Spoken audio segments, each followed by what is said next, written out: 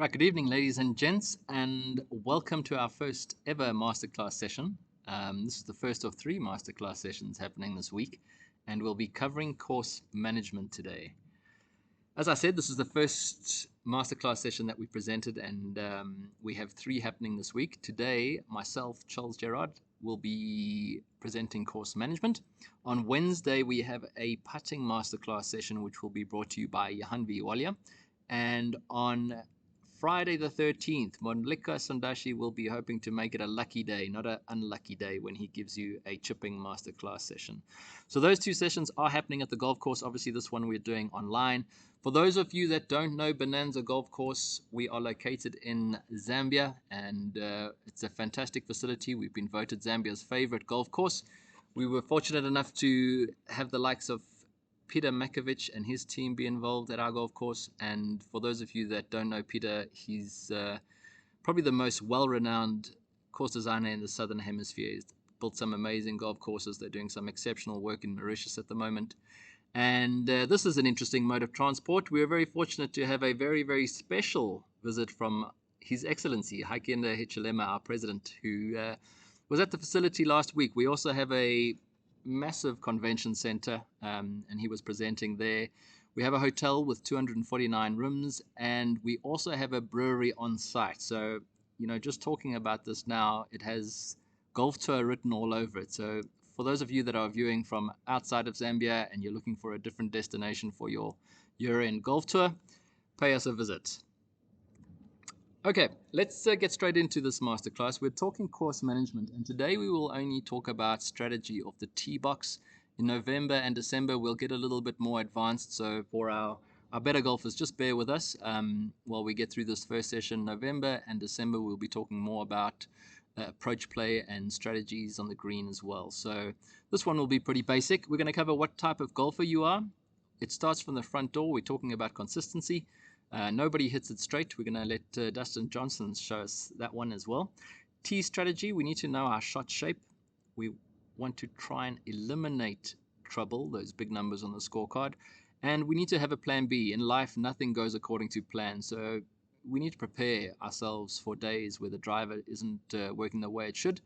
And we need to find a way to get that ball back into play. First things first, we need to understand who you are, what type of golfer you are. So, are you a grip it and sip it type of golfer? This means that you can only manage a maximum of one round a week. You only really golf to socialize and relax. You're not overly concerned about performance or improvement. And like I say, you're a grip it and sip it type of golfer. The second type of golfer we have is a weekend warrior. This golfer has a burning desire to improve but can only dedicate one day a week to golf.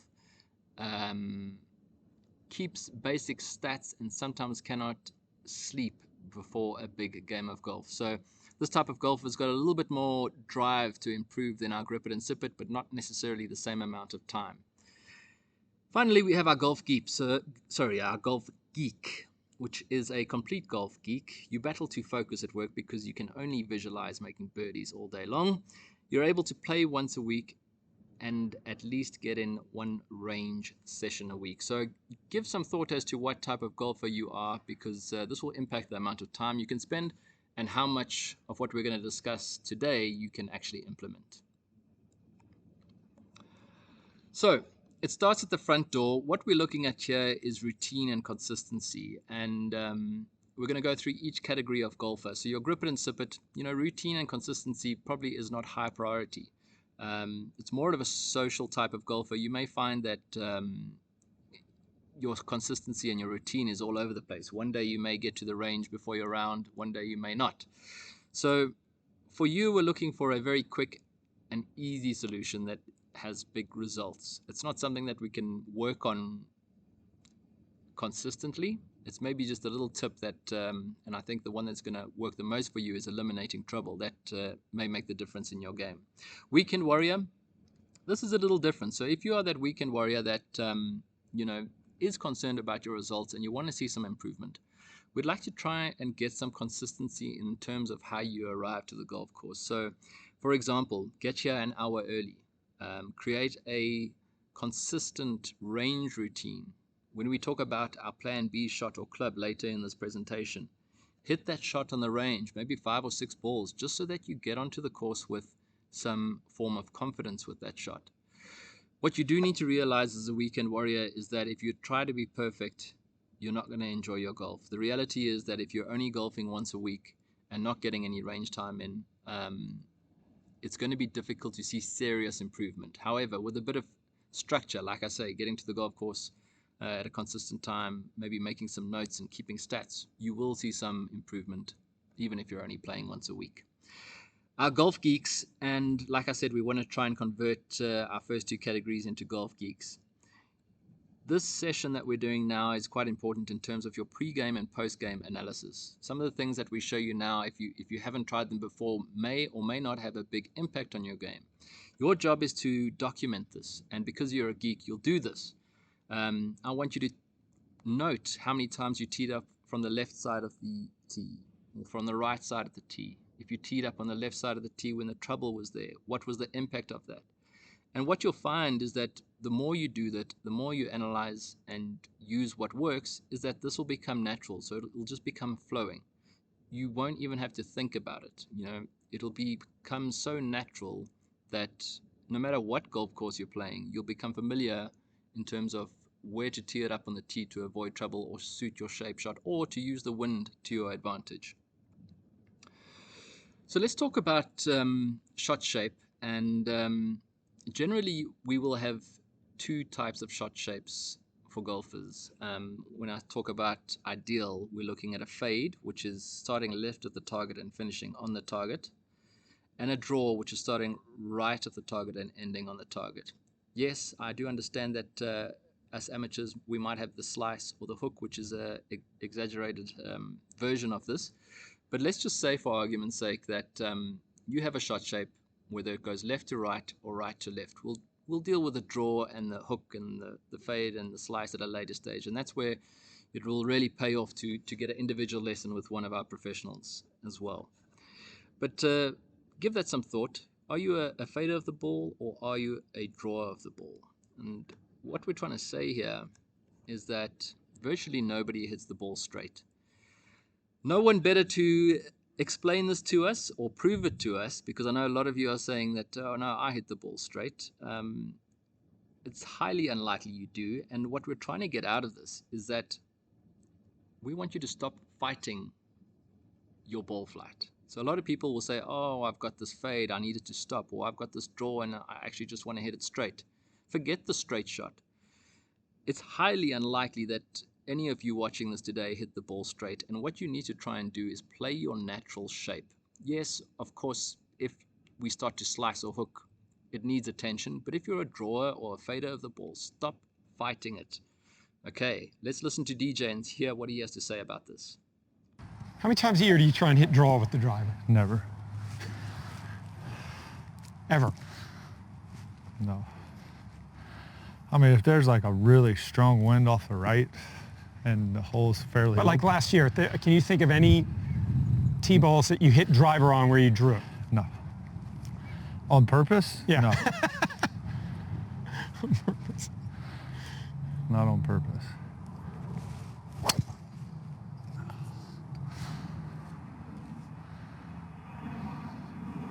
That's pretty good. Okay, so there, from a former world number 1, he never tries to draw his driver. Now, the guy interviewing him actually interrupted him at a stage, and DJ was actually about to say, if the wind's coming off the right and it's a fairly long hole, and then he got interrupted, then he might hit a draw. And we're going to go into that in a later stage, but please, stop fighting your shape. Hit your natural shape. I promise you, you will find more fairways. Again, a word of caution. If your fade becomes a slice or your draw becomes a hook, you need to seek professional help, all right? If you're hitting a slice, you're losing distance, you're getting it really high up in the air. If you're hitting a hook, you're going to be hitting that violent hook that tends to run out of fairway and gets you into a lot of trouble. So if you feel that, yes, the amount of curve is getting a bit extreme, please come see myself, Molikwa, or JJ so that we can help you with that and reduce the curve. Okay, just to talk about those curves again, this is your draw, this is your fade, and the purple and the yellow is what we want to stay away from. So let's talk about tee strategy, and we're going to be using angles to your advantage. And I've put at the top here default mode because let's just say that there's no wind, there's no trouble. This is what you should be trying to achieve when you tee your ball up on the tee box. Now remember, most tees will be 6 to 8 meters apart. When I say tees, I'm talking about tee markers.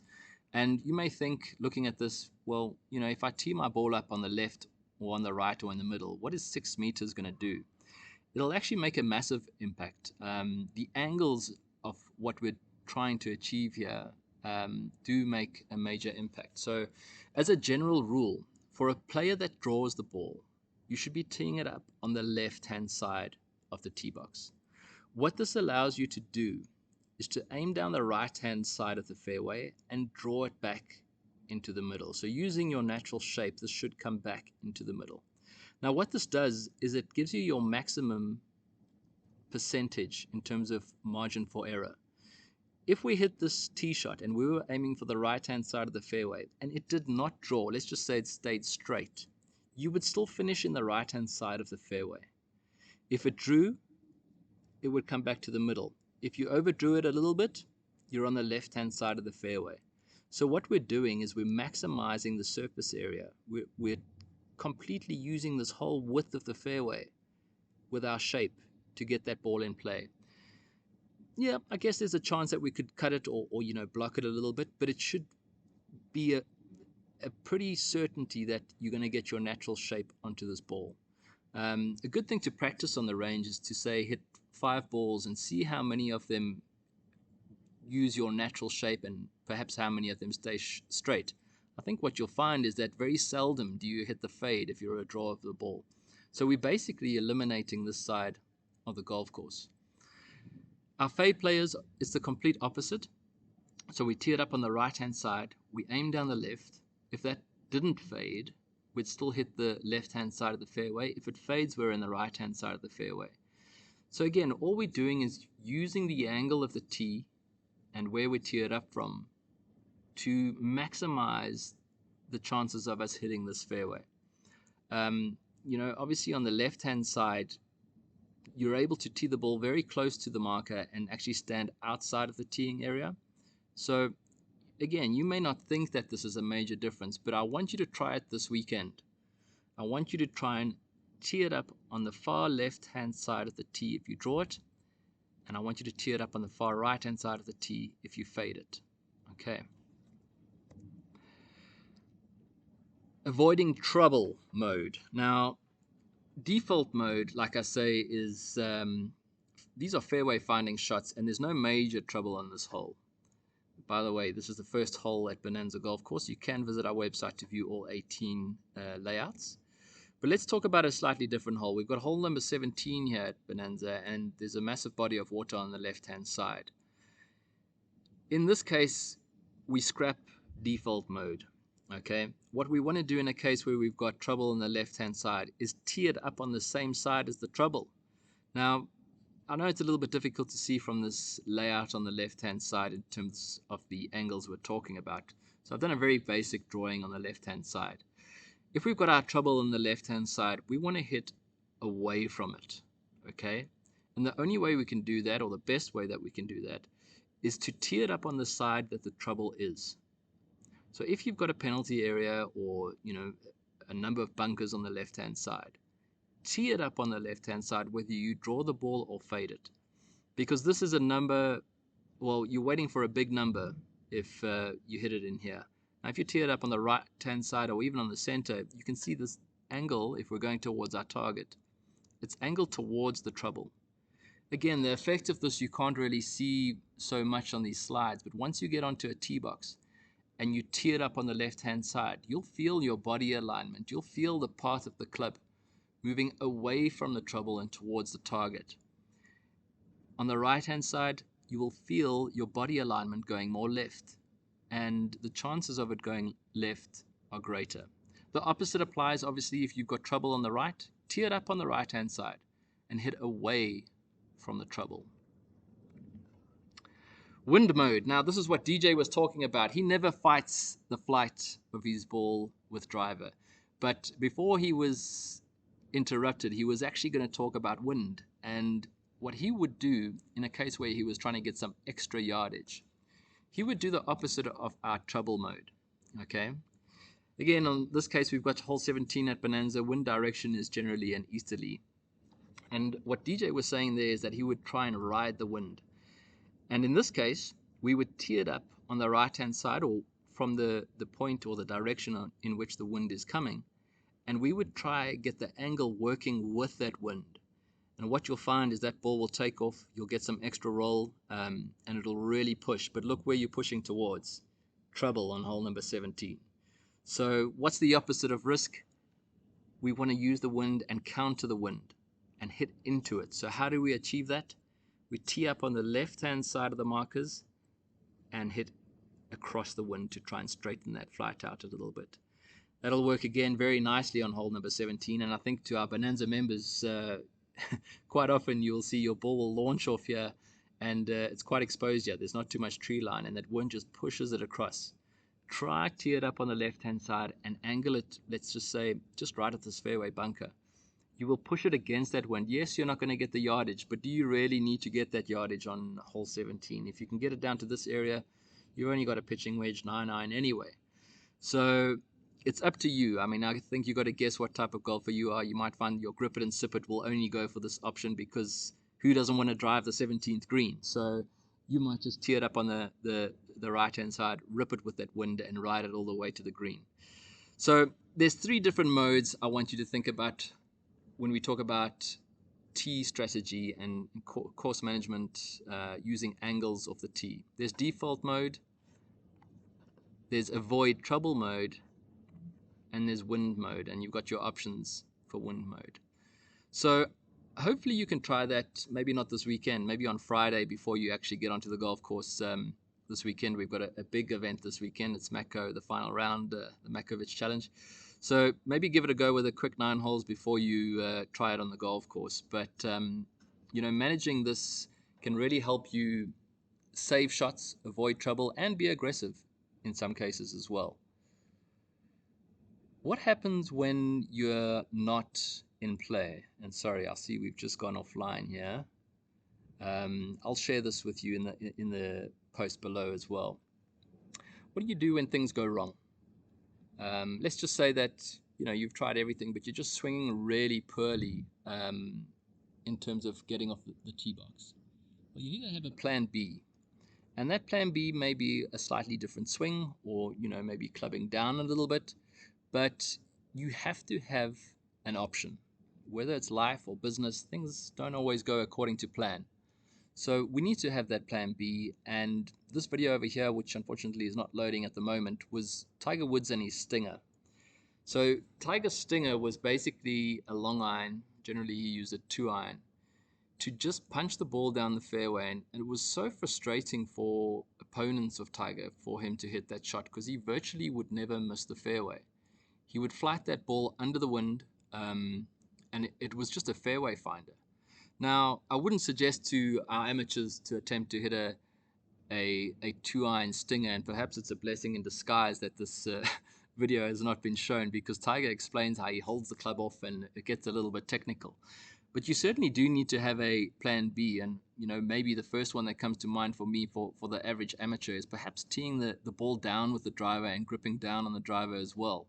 When you tee the ball down, naturally you'd bring the flight of the ball down, and you may find that your ball starts to fade or cut a little bit more. And if you can do that consistently and just have a fairway finder, that is the plan B that we're talking about. It takes practice. Don't just think that you can do this thinking, oh, okay, well, let me just try this on the golf course. You need to, in your warm-up as well, practice that on the range. So this is not a grip it and sip it type of thing. This is for our weekend warrior and our golf geek. Find a club or a swing that gets the ball in play and make sure that you practice it. It's not going to happen overnight. Tiger Woods did not develop his stinger overnight. It's a shot that you need, believe me. Whether you are not swinging well or whether you're under pressure, you will use the shot more than you think.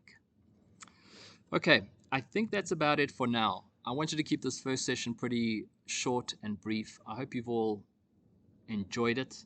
I think our November session, when it comes to course management, is going to be a little more intense. I think you'll enjoy that even more. We're going to be talking about landing areas, dispersion, and approach play. We'll have some great content there, so we're hoping you can join us.